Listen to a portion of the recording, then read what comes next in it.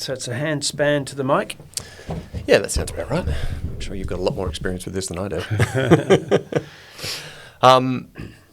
Hugh, so Christmas 2019, I actually got a call from you, I think probably 6 weeks after that, and you had sort of told me what had happened on Christmas Eve, and I was kind of stunned. But could you sort of relate again what happened to you in that incident? Sure. Well, I should say that you're my guide and inspiration because it was, we'll get to that. Yeah. But so the end of 2019 was a difficult year for me and my family. My wife was diagnosed with cancer in November, and it turned out to be a fair challenge. So she had major operations, and at the same time, my parents in New Zealand's health was starting to decline, particularly my mum. So I'd had to go in the middle of this off to New Zealand to try to be of some help in that. And then on Christmas Eve, I was due to read the news on Channel 10. I had a spell of reading the news. My wife had come out from her most recent operation only about a week before, so she was due to go back to the hospital to have some post-operative care, tubes checked and so on. And I knew there was huge things to do because they were then going to go for a week with her sister who was visiting from overseas up the coast. And I was going to read the news for a little span, let her take a break up the coast, take the kids and so on. And so on Christmas Eve, I'd got up early. I had to read the news later that afternoon. I'd got up early and I'd gone for my usual walk through the Centennial Park. And I'd noticed that I was unaccountably tired. And I thought, well, I've got a lot to do today. Get everyone ready for their trip away, get presents, all this stuff. I'll go down to the cafe on the corner and I'll get a coffee. It being Christmas Eve, the cafe is a bakery as well, so there are queues of people. And while I was waiting, I thought, well, they had newspapers sitting around the place. I was feeling kind of this weird feeling of tiredness, dead tired. And so I picked up a newspaper to read it while I waited in the queue, and I looked at the newspaper, and none of it made any sense to me. And I kind of, I was kind of annoyed. Initially, I was annoyed. You thought it was a subbing problem? I thought I was annoyed at the crap writing. I thought, this is complete rubbish. This doesn't make any sense. I thought the Sydney Morning Herald sub-editors must all have taken an early mark and disappeared because this stuff is just rubbish. And I waited in my queue. I just wanted a coffee. And there was a woman in front of me, obviously in the queue, and she'd made her order or something. And I got up to give my order. And I hadn't spoken to anyone all morning, basically. And I realized I didn't have a single word. I couldn't speak. And words had lost their meaning. But the woman in front of me had asked for a latte, which I recognized was a coffee. So I said, latte. I just parroted what she said. And I understood what people were saying because she said, do you want to have it here or take it away? And I indicated here. I couldn't have said it. I indicated with my hand here. And I'm still kind of bewildered a little bit. But I thought, I'll have a coffee here, which is not what I wanted to do. I wanted to go home and get on with all the things I had to do. But I thought, I'll examine the newspaper a bit more, try to understand what's going on. So I sat down, the coffee arrived, and I started trying to read the Sydney Morning Herald, and it just was getting nowhere. And it was more frustrating than anything else. It certainly it didn't induce any anxiety or anything. And I turned over I thought, I'll read the sports page. Anyone can read the sports page, right? And I couldn't make any sense. And then I saw there was a Daily Telegraph over there, and I thought, well, anyone can read the Daily Telegraph. Quite genuinely, the Daily Telegraph is written to be read by anyone. So, and I couldn't make any sense of it at all. The words were meaningless. They were just shapes on the page. I went back home. My wife had just got out of the shower, and I went to try to say that I had something to just recount this experience. And I wasn't making a lot of sense, but words were coming. And I could certainly understand her. And she had so many things to do as well. She was looking a little frustrated and saying, I said, I don't think, I'm not well, something. And she said, well, go to a GP. And I thought, well, Christmas Eve, I'm not going to get to a GP. So my cognitive functioning was fine. And did you have a moment of panic? And was her concern equal to your concern? No, I think I had a sense of stupidity and embarrassment, because I'm there to help with all these things to be done, and I didn't feel unwell. I just couldn't make words work. And with the great good fortune, my brother is a doctor, and she said, call Sean, my brother. And so I said to my phone, ring Sean. And so the phone number called up, and he picked up the phone, and I tried to explain to him what was going on. And he listened to just for a short moment, and he said very clearly in my ear, which I really remember, he said, Hughie, call an ambulance. And I handed the phone to Mary, my wife, and they obviously had some exchange. We live not far from St. Vincent's Hospital, which is where Mary was going anyway. And so I thought an ambulance isn't going to arrive in time. And I was conscious of your story, that you'd had a stroke as a young, fit man. And I thought, well, what's going on? And so with Mary... Is that what you thought initially had happened to you? You thought you were having a stroke? No, it didn't feel like a stroke. And that sounds weird, but I knew something was strange. And the actual telling moment was I had a copy next to my bed of the Rolling Stones' Greatest Albums of All Time magazine. It's one of these sort of nonsense things you keep when you've got something to read, and you read about Yes or someone or other, something dreadful. Captain Beefheart. Yeah, Captain Beefheart. Why do they love Captain Beefheart? And I pulled up that magazine. I thought, I know this. I've read this. I can read this. So I pulled it up and I started trying to read it out loud. And it was just, I remembered what you had said. Yeah. Sludge was coming out. Yeah.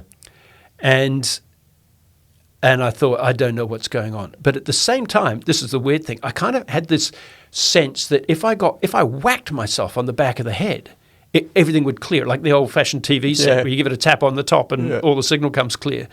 And I was also professionally embarrassed because I was due to read the news that evening to the mass audience, as we hope it might be on Channel 10. So you were holding on to the possibility of still reading the news that night? Because, like anyone who works in broadcasting or anything else like that, it'll be all right on the there night. is that show must go on. Yeah. It doesn't matter that your leg's been eaten off by a shark. The show must go on. And so, and I was embarrassed and a little bit concerned that I would make a fool of myself on air. But oddly enough, we started walking between Mary, who was still post-operatively vulnerable, and her sister, thank heaven. We started walking down towards the hospital. It's only a distance of 300 meters or so. And then a kind of a tunnel started to appear around me. And my movements became quite, Mary described it as being like someone in a deep-sea diving outfit. So that fine motor movements and stuff. I was walking like a person, like clomp, clomp, clomp type of thing with my legs. It was almost as though you had to think about the biomechanics of moving rather than just saying walk and you will walk. That's right. I had a kind of like, I could still make gross motor movements but not fine motor movements. So it was like, yes, it was almost as if some primitive element of my brain was still functioning, but other stuff was shutting down. I could actually see visually. I could almost see like this kind of darkness around it. And we fortunately didn't have far to go to the hospital. And my wife went in there on the advice of my brother and to say, I think he's having a stroke. And they brought me in pretty quickly. And they were asking me questions, and I was plainly I couldn't particularly make things coherent. In fact, I couldn't give.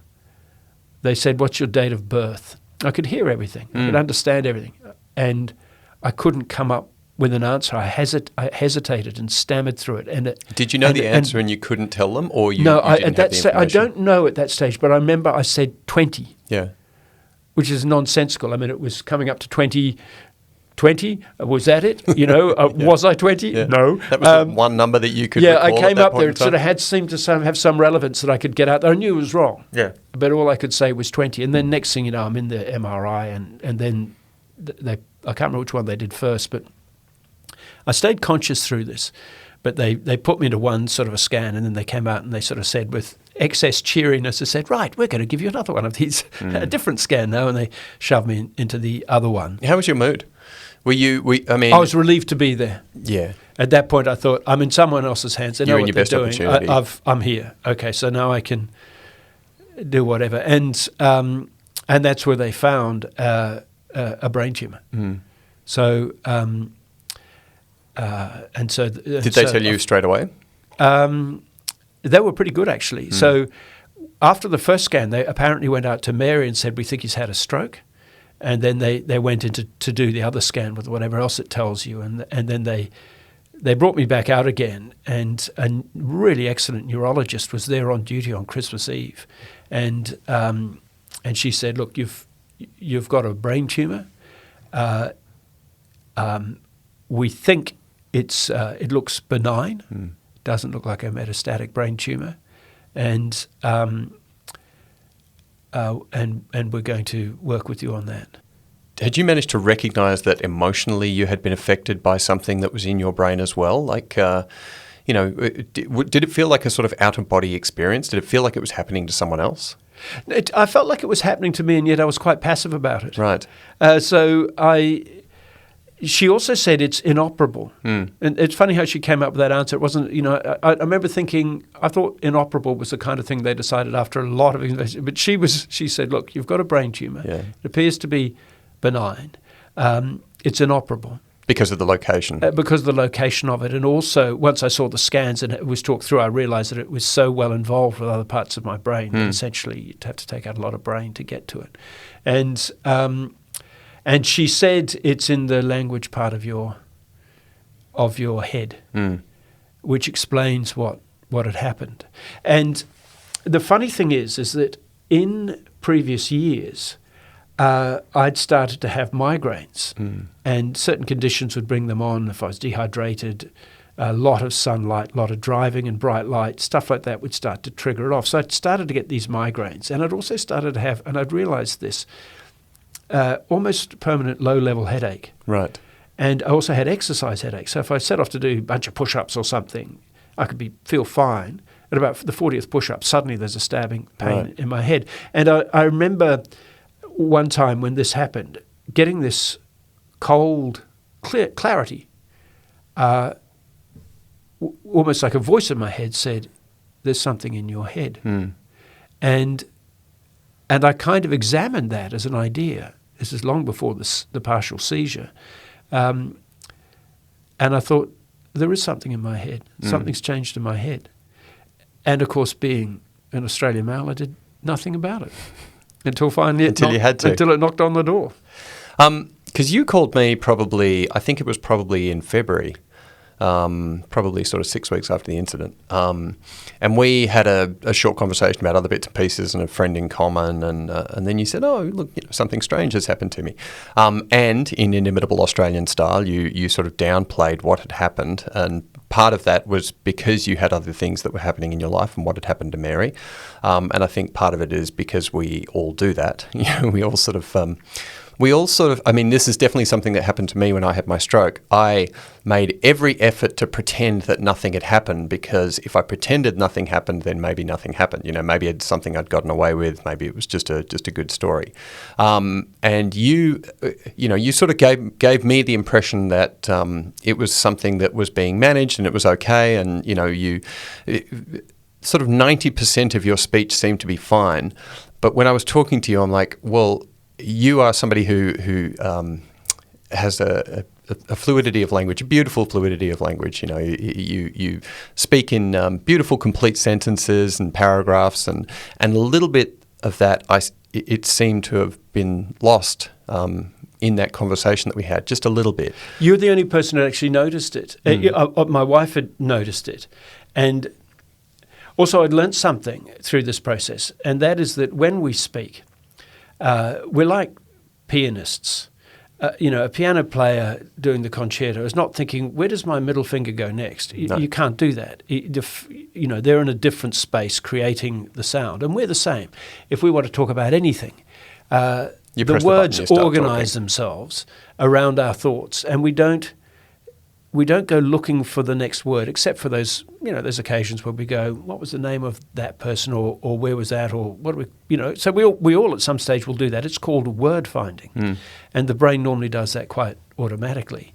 But what happened, particularly in that early stage, after when my brain was still quite jangled by this event, my word finding became it took a holiday. Yeah. And in fact, I went back to newsreading, I think only a day or so later. And for the first 3 or 4 days when I was reading, I was the piano player figuring out where the next thing was. There's an auto cue there.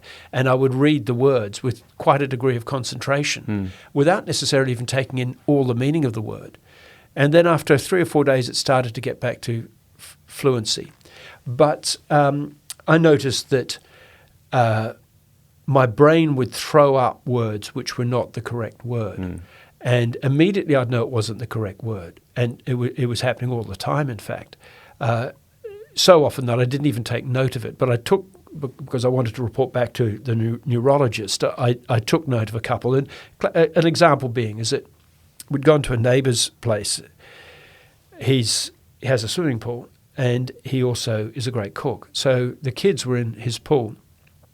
And he'd cooked up this fabulous piece of slow-cooked beef or whatever it was. And the kids eventually got out of the pool, and I said to them as I sit there with the towels around them, have you had any, and I mean to say meat, but what I said is, have you had any milk?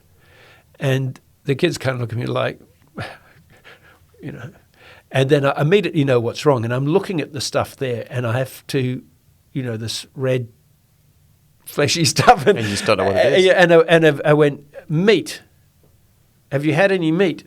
But there was this awkward long gap by which time they'd done it. And that was happening quite a bit. And then when you think about it, you say, well, my brain had gone looking for a nutritious substance, short word, begins with M, milk will do fine. 4 letters. And so for a while, that was happening. All kinds of random things were coming into the middle of a sentence. And I'd recognize their stupidity or their inaccuracy and then correct it. I'm on like a whole bunch of medications now, which manage the anti-seizure medications, anti-migraine medications, and other sorts of things that have been quite effective in resolving all of that. But when I spoke to you on the phone, you were straight onto it. You didn't hesitate. Well, because there are a lot of similarities between what happened to you and what happened to me, and that idea of word selection. I'm working on a book at the moment about the things that had happened to me, and I went back and looked at where most of the damage was when I had the stroke.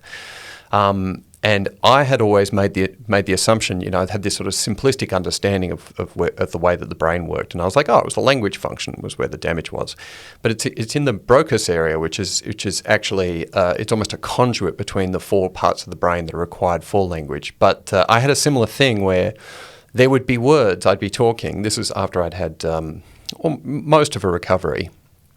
And I saw these roadblocks coming up. I'd be like, I recognized that this thing was coming, and either I didn't know the word or I had put a word in there and I knew that word was wrong. And so I'd be talking and talking and talking, getting closer and closer to this roadblock. And then I'd get there and I'd stop. I'd either stop or say the wrong word and then I didn't know what to do after that, and we came up, me and a friend of mine, because everybody had known what had happened to me, that it was kind of okay that I kind of got these things wrong, but just for the purposes of progressing forward in the conversation, I just put the 2 words cornflakes in my mind and used that, and then contextually people could understand what I was talking about, rather than tripping over the word that I saw coming ahead. You would genuinely use the word cornflakes? Yeah, because my friends in that time, they knew that I was doing that, so I'd just be able to keep talking. So they would understand that would be just you putting in a word and you don't know what the meaning is, but the context is still accessible to the people you're talking to who know you. Yeah, I mean, if you're reading a story and there's 200 words and one of the words is missing, the story's still going to work, but it's not going to work if you just stop talking. So how long did Cornflakes? Not for very long, not for very long at all. But there was definitely a long period where I was in the place where you were when we spoke on the phone, where I was like, for all intents and purposes, from other people's perspective, I was well, but I wasn't, and I recognised that in my mind, and it was very frustrating. And the thing that I thought about a lot is my language function has been damaged, but what else has been damaged? The brain is the thing that gives us our understanding of ourselves, and if it's damaged, we're not necessarily going to know that it's damaged. And I was like, am I affected emotionally as well? And I think that I would have been worrying about that less if it happened to me at this age, but because it happened to me when I was 26, you're in that stage of life where you are going to be obsessing about, who am I, and Is now the time to talk about your stroke? Yeah, for sure. I was boxing. I was at Castlereagh Street, in a gym in Castlereagh Street. It was when I was working at a men's magazine. It was lunchtime, and I was punching the heavy bag and rapping along to Tupac's song, to California Love, which I used to know all the words of pre-stroke. And then all of the words started to disappear. And I sort of was still boxing and waiting for the chorus to turn up, because I was like, oh, I know the chorus. I'll definitely know that. And then the chorus came, and I was like, oh my God, I don't even know the two words that are the title of the song. Can I ask you, was the music still completely coherent to you and normal? I knew that I knew the song. So that was actually while I was just at the beginning of having the stroke. So it actually got a little bit worse after that. So it was like, I sort of eased into my stroke. So I knew that I knew the words, and I knew when the chorus was coming, and, I was just sort of like, I'm okay, I'll get there, we'll get there. And then it was gone. And then I was like, I was thinking, as the word California was coming, I was sort of thinking about what California was. And I was like, oh, I know that. And there was some associations with California where I was like, well, I know it's, sunshine. I know it's, for some reason I was thinking of oranges and orange juice. But at the time it was the same with you, in that I just thought, well, this is a bit weird. I just thought this is a little bit odd. And so I got in the shower, and that was the first time where I actually had any sort of physical symptoms. I had sort of starbursts in my eyes a little bit. And I showered, and I was sort of thinking, I was sort of taking stock a little bit of what I did know. And I knew that I had to go to work, and I kind of knew where work was. But I couldn't get a handle on anything else, really.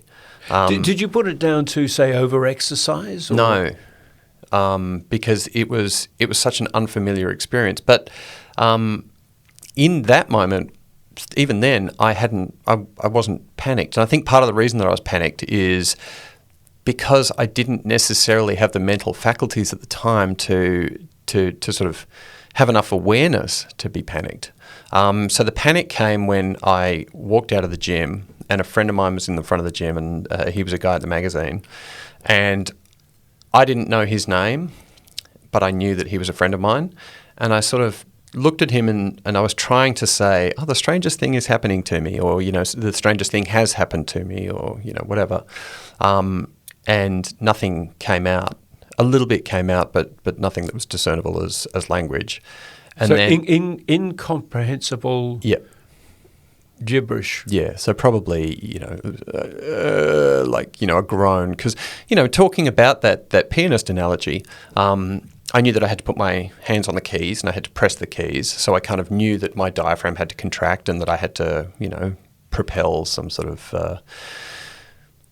propel my breath and turn it into language, and that's all I could do. So I kind of pressed the button, and that's all that came out. But it was when he looked at me, and he's a pretty stoic kind of character, and I think I must have known that he was a stoic character because the consternation that he saw in his face, the panic that he saw in his face, I was like, oh, something's really wrong. Like, that look on his face is because of my situation. It was because of what just happened with the thing that I just said. And then I really distinctly remember being very, very lonely and crying and shrugging. It was this silent, I just sort of had tears on my cheeks, and I just shrugged, just turned to him and went, I don't know. And then he took me to a medical centre, and at that medical centre they... I just want to pause on that. So the feeling sounds like one of utter helplessness. Yeah, it was definitely that. And your one connection really was this bloke whose name you didn't know. Yeah. Who I didn't even remember who, or I couldn't discern who he was in that moment. And I couldn't attach myself to something in the past or the future either. So I couldn't, sort of go back and have these sort of fond memories of, being at the doctor's with my mum, feeling sick, and then knowing that I'm going to be okay, because I couldn't get access to those memories, and I couldn't think about I was going to be with my girlfriend soon, or I was going to see my family, because I didn't really understand that they existed for me at that point in time. So it wasn't just language that was affected at this point. In fact, some entire continuity had gone. Yes. Yeah. But the other, the sort of complicating factor about that is that I don't have a lot of autobiographical memory about what happened at that time, but I know that my mind has put together a story about it. And I don't know how true that story is. There are some visions, there are some things that I understand. I know that my memory of that event was affected. And I know that, we have in our minds these machines that put together these, these little pat stories that have meanings and endings and things like that. And I know that it's thrown a bunch of stimuli into this, meaning-making machine in my brain. I know it spat some stuff out. And I'm like, okay, it's not the most reliable narrator, I don't think. This is fascinating for a storyteller. So what you've just told us, the physical thing was real, defined and but my understanding of it, I mean, as to my best understanding, that's what happened. And so this bloke was plainly saw something about you, about your behaviour, that worried him. Yes. How did he respond? Well, I mean, he took me to the this is great interviewing technique here. So he took me to a medical centre, and they had an assumption that I was high, that I had a drug overdose or something like that, because I was sweaty, because I was 26. They wouldn't make an assumption that anything else was happening. And he was saying to them, something's happened to his brain. He told me later that this is what happened, because I don't really understand what was going on. But it took quite a long time for them to get themselves together, and they actually gave me a form to fill out, with my Medicare details and things like that. And I just looked at it, and I was like, I didn't even know what it was. I just kind of held it and, looked confused. And then eventually they did bring an ambulance. I actually have no idea of how long that was. It might have been, I think it probably was at least half an hour, but it might have been a couple of hours. There's an amazing story there about assumptions. Yeah. Because you presumably weren't thinking, I'm having a stroke. No. Well, I had no idea that a stroke existed. I had no idea what was happening to me. But Chris, the guy who was helping me out, he did tell me later on that, he said, I tried to tell them, over and over again. I said, we need to get an ambulance, But yeah, it is interesting about assumptions, because, he's a guy with tattoos, he's a boxer. We were both very sweaty. We're in the middle of the city. So this was the assumption. I mean, that we're a couple of drug users who've taken a bit too much or taken the wrong thing. Eventually they took me to the hospital, and it must have been 6 or 7 hours later, because after work I was meeting up with a friend, and he must have heard what was going on, and he ended up going to hospital. So I was boxing at about 12:30, and this must have been about 6 or 7 o'clock. Before you got to the hospital? No, this is when I actually sort of came out of the worst part of the stroke. So I had been in emergency, and those parts I only remember. Like, I remember watching the news. I remember sitting there, and the news was on the TV, and I was desperately trying to put together the stories of what was happening. So there was a house that had been on fire. There was a woman. She looked sad. There was a policeman. I'm like, these are all related. Something's going on, you know. And then all of a sudden, somebody was swimming in a pool. They'd obviously moved over to the sports section of the news. And I was like, how does that relate to, the woman and the house? But I came out of it when this friend of mine, he was standing over me, and I was lying in a hospital gurney at that point. I can't remember, but I must have had some scans or something at that point. But I do remember him standing over me, and he had this T-shirt, and there was a word on it. And I was like, okay, let's figure this out. Let's figure out what this word is. And there were some grizzly bears, and there was a mountain, and there was a snow-capped mountain, and the first letter was a V, and I was like, okay, I think this is a V. I'm sort of putting it all together. And then slowly but surely it was like, it's Vancouver. I was like, the word is Vancouver. And I said Vancouver, and he kind of looked at me and went, yeah, okay, Vancouver.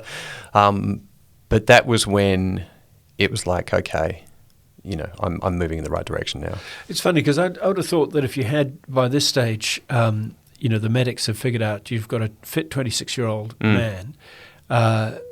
Presumably by this stage they realised you'd had a stroke. No. They actually thought that I had a virus in the brain. And so they only, the diagnosis for a stroke only came the next day. It's really important, is it, to get onto strokes early? It's bleeding essentially. You want to stop bleeding or to manage it. Mine was a different type of brain, a different type of stroke. So it was a clot that had gone into the brain, and it was an occlusion. So it stopped the blood from being able to go to those areas in the brain, rather than it becoming bleeding in the brain. So I think my understanding that it was an occlusion, and then eventually it went through the area. The clot went through the area that had been stopping the blood in that spot, and then that's when things sort of started to get better. But it did take a long time for me to be able to read and write again, and to elucidate, to have conversations, and it was kind of a long road. So you were working as a writer?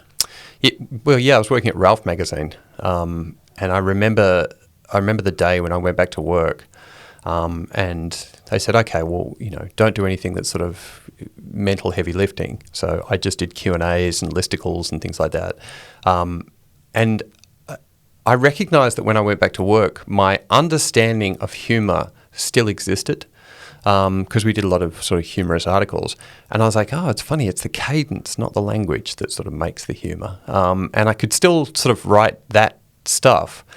But then I tried to write a feature, and I remember filing the feature, and the filing process that we had at Ralph magazine at the time was you'd put it into the server, and then you'd also print off a version for the editor.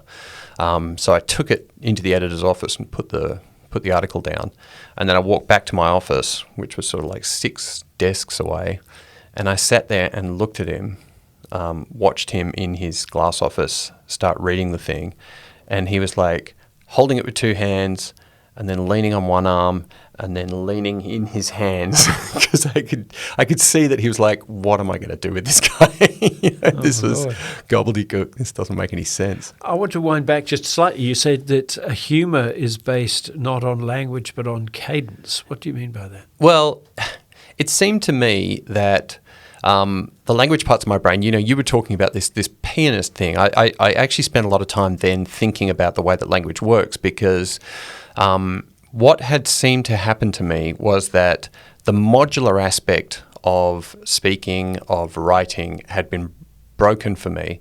So when we're thinking about the things that we want to say, we get these chunks. So we might have like 4 or 5 words, and then if you'd be searching for a good adjective, or you're trying to extend the sentence that you have, and then you sort of stitch the whole thing together.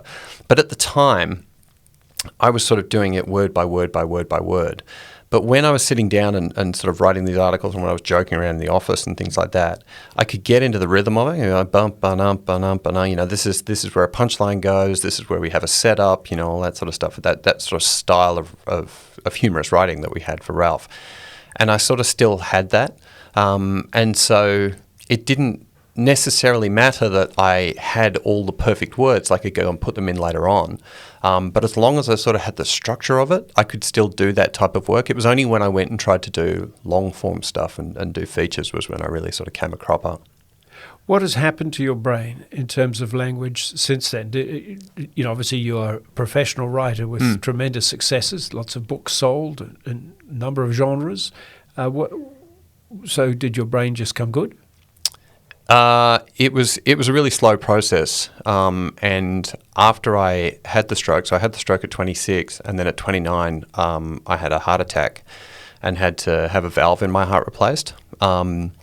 And then when you have that type of surgery, it was open heart surgery at the time, which it isn't anymore. It's minimally invasive surgery generally. You go on a heart-lung machine.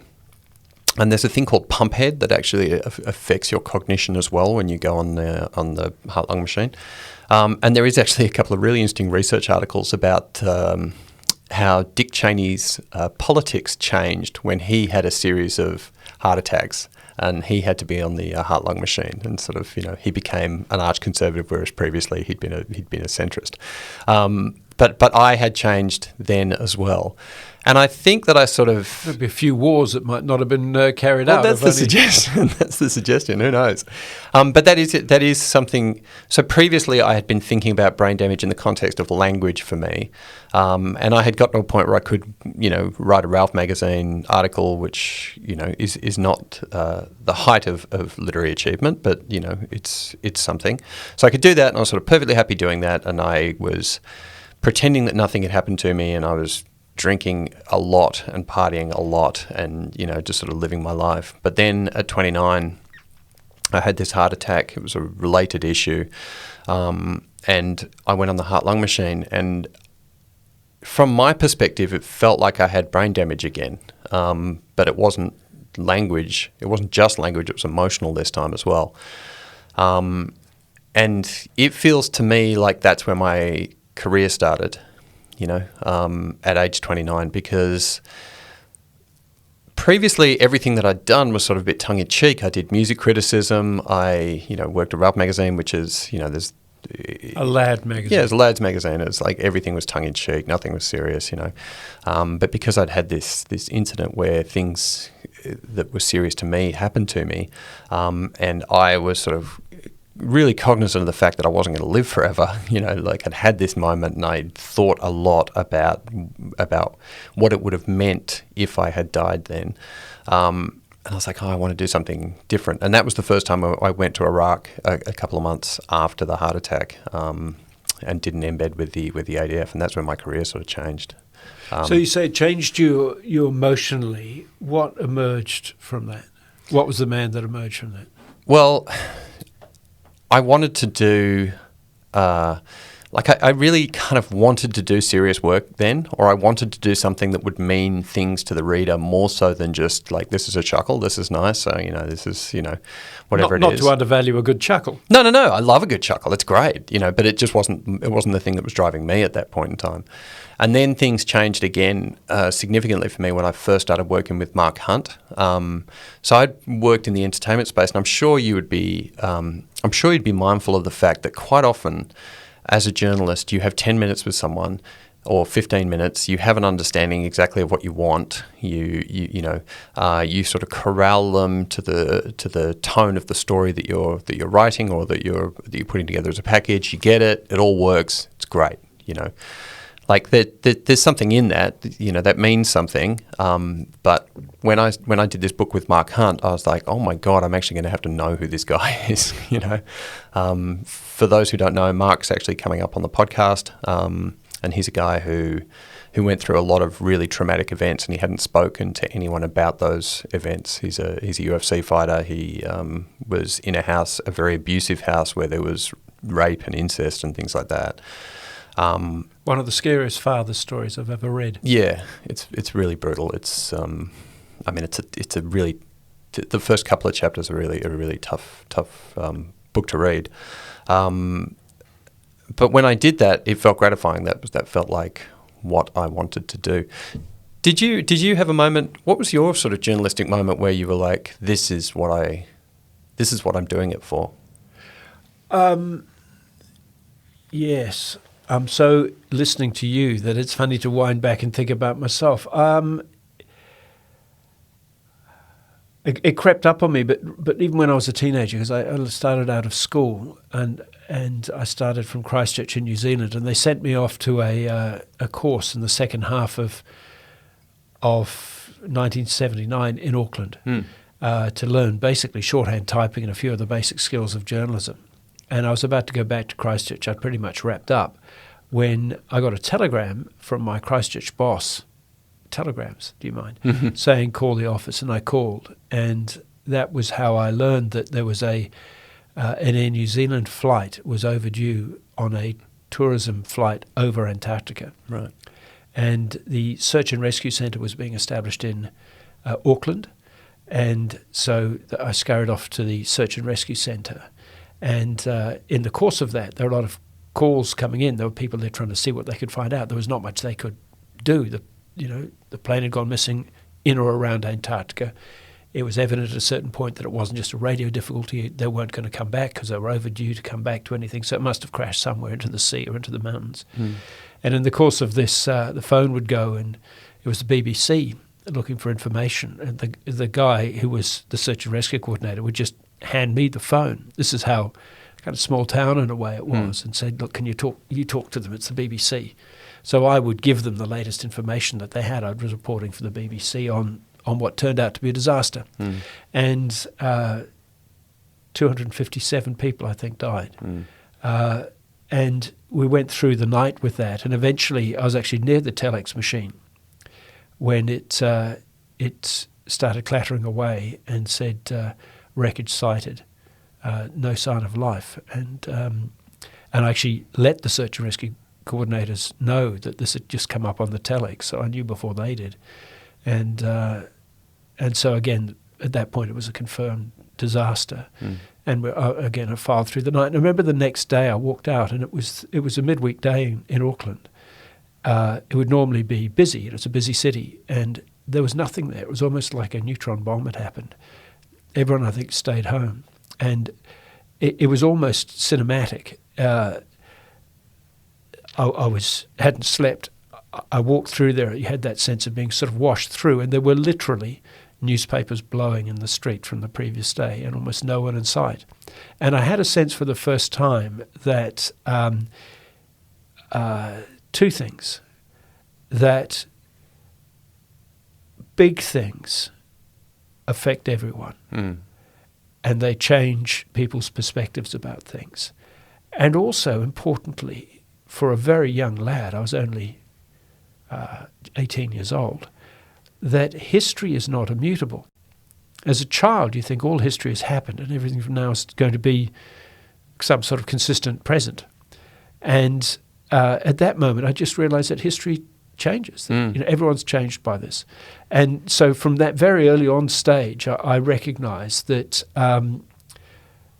that journalism in its own way is only a small part of all of this, but it matters, and that communities cohere around the stories that they tell, the truths that they tell, and the lies that they tell, and the myths that they create, and that this is a far more complex, intriguing, and interesting calling than I'd imagined. And so I think from there I followed that. I've never, it's more than 40 years ago, and I've never got tired of it. Well, I mean, you had this this instance of discovering this tumour at the end of 2019, and you're still out there covering the most significant stories. You went to the US recently for the election of Joe Biden, what ended up becoming the election of Joe Biden. Was there a part of you that you thought perhaps your foreign correspondency days might have been over and you might be better served just being at home, or is it a case of it's a defining part of your character that you have to do these things? Well, it's interesting because I'm very grateful to have been sent. That my employer still thinks I'm, the go-to person for these jobs. And it was an extraordinary experience to be there and to travel around the United States, not obviously just in Washington, but, when you have Black Lives Matter riots going on in Philadelphia and the whole town is kind of lost. There's no control over it. People are getting shot and looting is wholesale, and then go down to 2 days later you're in West Texas with the 95% Trump voters, and they have a totally different perspective about the country. So I did think that. I think that one of the things that happened after my wife was diagnosed was that I was doing a radio show on ABC-RN, which I really enjoyed. And I was also it had just sort of happened by accident, a lucrative speaking business. I say business, I didn't go looking for the work, but all this work would come in because there's a certain profile with it. But I was working 7 days a week, and I had 3 young kids at home and things like that. And I've always felt, partly because I guess I did leave school and go and start off, and I never had any family money or any other kind of backing, so every dollar I've ever spent I've earned, that you have to keep making the money because you never know when it's going to get turned off in the game that we're in. And I think a whole bunch of things came together. My wife's illness, my own, and I thought, I don't need to do any of this. My wife was totally supportive. She said, you don't need to do any of this. Just do enough to keep yourself, interested. And that's been a huge relief. And I think one of the things about it is that it's enabled me to do what you always say that you're going to do, but enabled me actually to do it. And that is to say the most important thing is to be around my wife and my kids. And it's funny, as we speak, I got a phone call about an hour before I came in here that said my mum had died at the age of 90. And, you look back at, a woman's life, the influence on you and so on, and at some stage that'll be me. And, it is really important to make connections, to enrich those connections as much as you can. So I'd like to travel overseas when the travel comes back again, and I think foreign corresponding is where it fits most naturally with where I am. And but all of it is good. But the other thing is over decades of being essentially a travelling reporter, often overseas, often in really ugly and difficult conditions, I've found it satisfying. It's taught me an enormous amount about the world and about human behaviour and character. But it's also, I realise far too late, it's extremely difficult for people who you love. And is it easier if you're with someone who is in the business, like as Mary is? It can be, but I remember there was a point where I'd come back from Afghanistan, and it had been pretty active when I was there. And Mary said to me, right, that's it, no more wars. And I think, and I recognise that I'd asked a lot of her anyway. So, you can't say for certain no more wars. Wars, history says they spring up, and maybe I go there. But I recognise now more about the balance.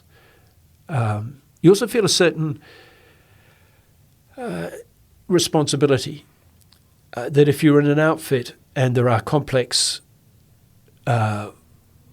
environments that have to be reported, I feel as if I have the experience to get teams in and out with a better chance of them staying alive. So I do feel a sense of responsibility rather than, people get very enthusiastic about that is something the correspondents say to themselves often when they are a little bit addicted to the action. I don't have a combat addiction. You don't think you do?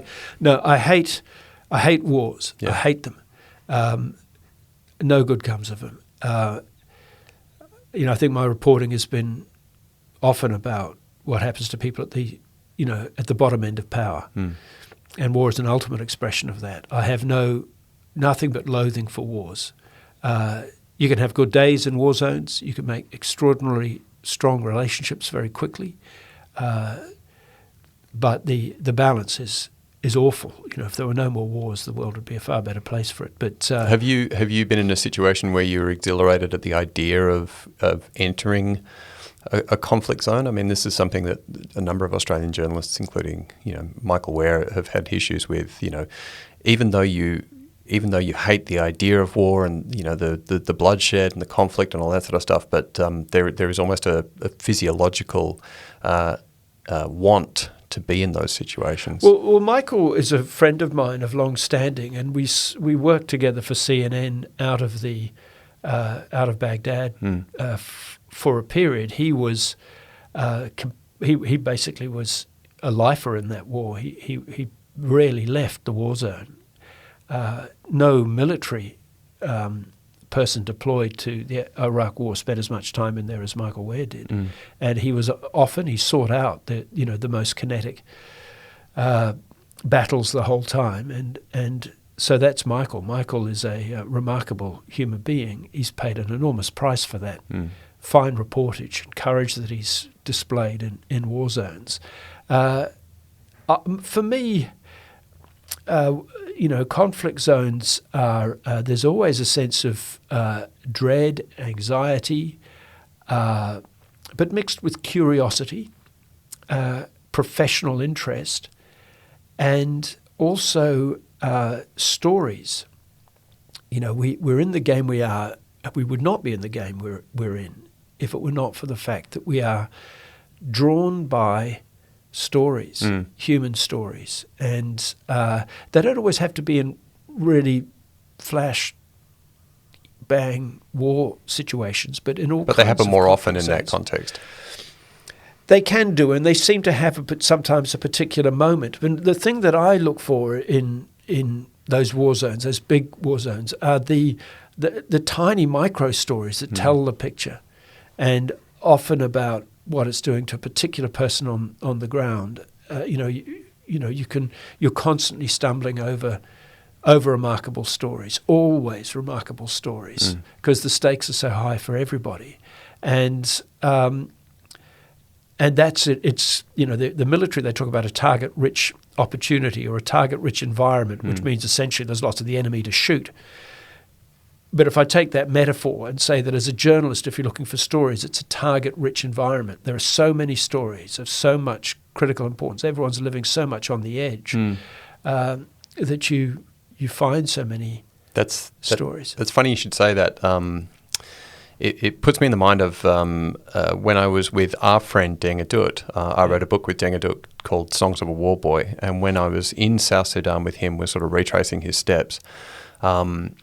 We were often near Boortown, which is close to where his village is. And a white guy in the market with Deng, and we're sort of walking along, and a guy comes up and says, he says, "What are you doing?" I said, "I'm writing a book with this guy Deng," and he said, "Oh, what's his story?" And I said, "Well, he was taken from his village when he was 7, and he ended up in the war, and he was shot and injured, and his brother sort of saved him and took him to Kenya, and then they managed to escape to Australia, and he became a lawyer." And this guy just said, "What's the story?" Yeah.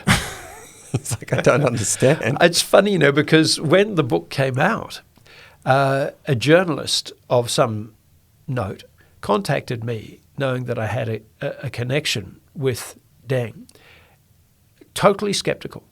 Thought that Deng's story was so fantastic it had to have been made up, and so was basically angling to say, "Look, destroy him as a fantasist. Looks a bit unlikely. Can this possibly be true?" And I'm saying, having travelled in and reported in South Sudan, in the 90s, I had to say, look, I don't know if every element of his story is true, because I can't know all that kind of stuff, but I see no reason to disbelieve him. Yeah. And I can tell you that there were so many other boys taken and destroyed by that war. Well, what he doesn't recognise is it's a self-selecting group. When we were in Juba, we were driving down the street getting some money changed, and this guy just yells over, "Deng, Deng!" And it was a guy that he had fought with in the war and hadn't seen him since he was 12. And they both had been taken from rural villages. So the village that Deng was taken from is like your National Geographic understanding of what an African village was like in the 60s. It really is very elementary. And both of them had been taken from villages like that. But then Jacques is this guy who we bumped into on the street. He said, "Oh, come to my offices." We went to his office, and he had a legal practice, and he was there in a suit, and he was the same age as Deng. He was 33. And we're having gin and tonics, and we're chatting, and I said, I think it's a little strange that both of you guys were taken from these tiny little villages, and you fought in the war, and then you both ended up becoming lawyers. And both of them were like, well, no. And I said, why don't you think that's strange? And Jacques said, well, everybody who didn't have the hustle, everybody who didn't have the opportunity, who didn't have the sort of drive to do something after the war, they're all dead. He said that's why, everybody who survived ended up having this sort of third act or, second act. So that's why those stories, those incredible stories exist in places like South Sudan. Yes, it's true. They're amazing people. I think you're dead right that Deng's older brother was a dear friend of mine and who went back to South Sudan and was tragically killed there. He was, to my mind, one of the most remarkable men I've ever met, who'd had all these dreadful wounds of battles, and yet remained optimistic, found a way out of it, managed to spring Deng out of a child soldier camp, found his way to Australia, made a life for himself in Australia, went back to South Sudan and was killed there. It's tragic. He is one of the most fascinating people I've ever written about who I've never met. Yeah. Because there were all these different accounts of John, and I just was like, how could this just be one person? He was like, there were these, incredible stories of him, building a business empire in South Sudan when he finally went back there after the war and, sort of running this little airline and, bringing forward drivers in and out for the UN. And then there's stories of him being a bit of a hustler and having this incredible love story with Elizabeth, but, possibly not being as faithful as he could have been. And, he just exhibited all of these different parts of humanity in him, and sort of bringing him as one character in the book was an enormous. He had enormous temperament. He got tremendous temperament and humanity. I'm glad you said that because he had this tremendous humanity. He was a huge figure, and he did things like start schools. He founded schools. So if he was a hustler, he was hustling for better things, and he was determined not to be part of the corrupt kleptocracy that's taken over the place. It's a tragic loss. I wasn't sort of suggesting that in a disparaging way he was a hustler. Yeah. It's sort of like he made things happen. He always made things happen. That's the way you had to do it in South Sudan. That's still the way you have to do it. When Deng and I went over there, we sort of dropped straight into this sort of like cabal of people. They carry guns, they look out for each other, because that's the only way that you can survive in a situation like that unless you are attached to the government. There's sort of no other way of doing things. And I think that's why, you saying that perhaps you're attracted to, it's like don't hate the player, hate the game, that sort of thing. It's like when you're in that sort of combat environment or post-conflict situation, you do find these people who do incredible things because it doesn't occur to them not to be able to do incredible things, and that's definitely true of Deng. It never occurred to him that he shouldn't be able to do the things that he did, that he is doing, the life that he's living. The last thing I wanted to ask you before I let you go, so you mentioned that you have been taking this medication, this anti-seizure medication, but it's affected your mood sometimes, some of the medications? Look, I thank you for raising it, because if there's anyone going through these sorts of things, what you find at a certain point is that your life was not medicated, and then after that you are medicated. And it goes to what a brain is, really. Because I was put onto an anti-seizure medication called Keppra, which is quite commonly prescribed, and I'm certainly not going to discourage anyone from taking it. Work it out with your own doctor. But for me, I found myself in this. It was in the middle of the lockdown, and because of my wife's vulnerability, she had no immune system as the coronavirus was hitting, because she was under chemo and so on. We kind of lived separately within the same house. So fortunately had a little apartment at the bottom of the house. So I would live there, and I'd go out, go to work, go and do the shopping, and then bleach everything and put it upstairs. But I was living this kind of isolated life downstairs, which probably factored in. But I found myself just overwhelmingly, it's not even depressed, but I guess it was depressed and totally suicidal. Suicidal ideation was complete and constant 100% of the time.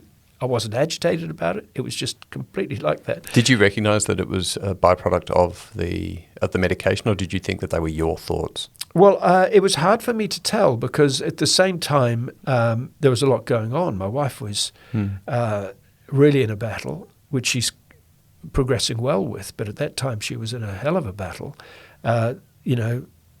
COVID was hitting, the queues had been in there in the streets outside the dole queues, all this sort of stuff. So there are other factors in there that were glum-making, but I'd never had any experience like this before. And I'm so grateful to my brother having a doctor in the family because we talk quite frequently, and I just spoke about this, and he said, Hughie, it can be a side effect of the Keppra. And he says, I'm going to get you a neurologist to talk to. And he got me to speak to this wonderful neurologist who said, yeah, okay, well, we'll take you off that. And put me onto a different medication, which has the same anti-seizure properties, effectively. And almost immediately my mood changed. Now, I'm grateful for that. This one has a slight effect of putting on weight. So for the first time in my life, I've always been skinny. For the first time in my life, I'm now on a diet. You look great. Good. Oh, God bless you, sir. But got a touch of the Darren Lockyers to you at the moment. I presume that's a good thing. He could probably run about champion. Yeah, about 5 marathons all back to back. But I guess what I wanted to say about that is that for the first time, I've never been medicated for my brain, and I've never been on antidepressants or anything similar. And the fact that my mood had become so depressed as a consequence, I guess, of brain chemistry changes that were being brought about by this medication made me realize how contingent our thoughts are on micro changes in the chemistry of your brain. Well, that's what I was going to ask you about, because this is the most extreme example of it, but it's always happening to us all the time. It's the amount of sleep that we've had, it's the exercise that we've had, it's the food that we eat, it's the melanin on our skin, all these sorts of things. It's sort of it is a large component of ourself. But we assume, because this is what our brains do as sort of story-making machines, that we are in control of everything. Yes. But in that moment, then, it's a recognition for you that we are out of control quite often. We think our moods are real. Yeah. And this goes, I guess, to the fundamental question of everything you're doing, is what's real? Yeah. And I've grappled with this question in a number of ways. I remember being in, when the Rwandan genocide was on, I had to get out of a place because it had become too dangerous for us. And somehow or other I was able to hitch a ride on a four-wheel drive that was getting out there. There were some aid workers. And very quickly, driving in the back of this ute, we were out of immediate danger. And it just so happened that the sun was setting across this high African plain, and everything was rife with life, the green of the trees and these sorts of high grasses that were around, and the clouds were up in the sky. And it was unquestionably beautiful. And I was afflicted by the thought, what's real? Is the refugee camp, the place I'd just left, full of threat? Is that real? The fact I've gone over a hill doesn't make it any less real.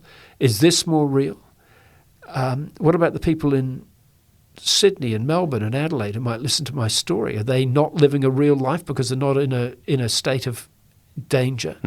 So you have to, I think, accommodate the ambiguity of multiple simultaneous realities.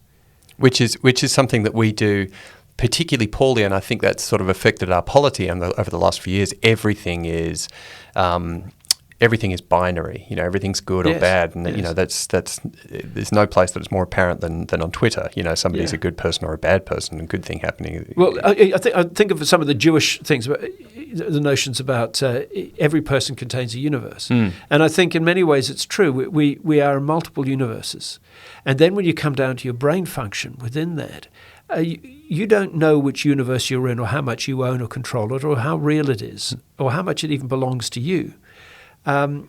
these are profound questions, and there are no easy answers to them. But one of the consequences of this is that I've come to realize that if I was to find myself deeply depressed, anxious, or with all these other things that might be counted as mental illness, I wouldn't hesitate now to go to get medical advice and adjust as needs be my brain. Well, the interesting thing about that is that you are exchanging one reality for another reality. And when I was hospitalized with depression when I was a very young man, but I didn't want to change things because I thought that I had tapped into this sort of real understanding of the way the universe worked. But now, as someone who's a bit older, and it sounds like it's the case with you as well, it's like, well, why don't you just choose a better reality? Why don't you just choose one that works better for you tomorrow than this one would? And what makes you think that your deeply depressive reality is reality? Yeah. That's a danger. Now, of course, Aldous Huxley had this notion that everyone was going to go around the place basically on this drug he invented called Soma, and everyone would be in kind of happy drugs the whole time. And the case could be made, well, why don't we all just do that? But I don't argue for that. And I do think that coming to these insights late has been to my advantage, because going to a lot of places that have been extremely harsh and confronting, and having in my own personal life, partly as a consequence of that, loss of marriages and various other disruptions in my life. One thing that I've gained out of that is a fundamental resilience. I think my mental health is fundamentally resilient, and that's hard earned. So if you're going through this, without medication, and you're feeling your ups and downs, and you're going with it, keep going. It's all right. If you get to the stage where you're at suicidal ideation, it's as likely to be something which is pathological about the tiny micro changes in your brain chemistry than it is anything else, and you can address that, and you should. So, yes, I'm glad that the teenage you or the young man you has come through. Decided to keep going. Yeah. I mean, I really believe that at some point in everybody's life, you have to have a reconciliation with something that approaches spirituality. I'm not a traditionally spiritual person. I don't adhere to any religion, but there are a lot of things in Buddhist tenets that I'm like, well, that just makes my life easier. So I do sort of, this too shall pass. You live in this moment. You live in only one moment. All those sorts of things. And I do think at some point, everybody just has to have some reconciliation with spirituality, something that's sort of outside of society that's presented to you in the way that it is.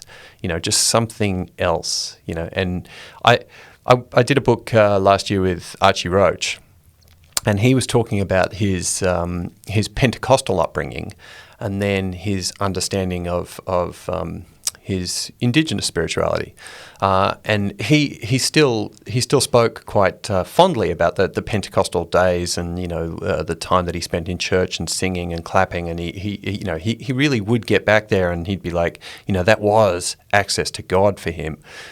But then he said, well, the indigenous spirituality is access to God for him as well. And I said, well, are the two things contradictory? He said, no, they're basically just, two drills into the same oil well. And I feel that at some point everybody has to drill down and find some sort of transcendental grace. Everybody who's going to have a finite life, and quite often it's going to happen when you're sort of confronted with that finite nature. If you had a brush with death or somebody else or something like that, then you kind of have to have grace. You have to find it somewhere. I think often young people find it, or we find it in our youth when we do exactly what you talked about. The try to sort out. It's a terrible line. What's the meaning of life? But actually, the recognition of our own death somewhere in a distant future. One hopes, but it seems to be an entirely futile existence unless you start to grapple with, or at least start to ask questions around that. And of course, all those religions have sound psychological bases. That's how they've survived down through history. One of the other Buddhist ones is about detachment, and how many times you really, really kind of tying yourself in knots over something, and it's not bad to have a little voice go off and say, doesn't matter. That thing, why are you so attached to it? It doesn't matter. Let it go. Yeah. All right. Speaking of letting go, I'll let you go. But it's been a pleasure. I find you a very sort of inspirational bloke, and back at you. You've had a tough couple of years, but this too shall pass. And I'm really sorry to hear about your mum. And thanks for the time. Yeah, thank you, Ben. Cheers.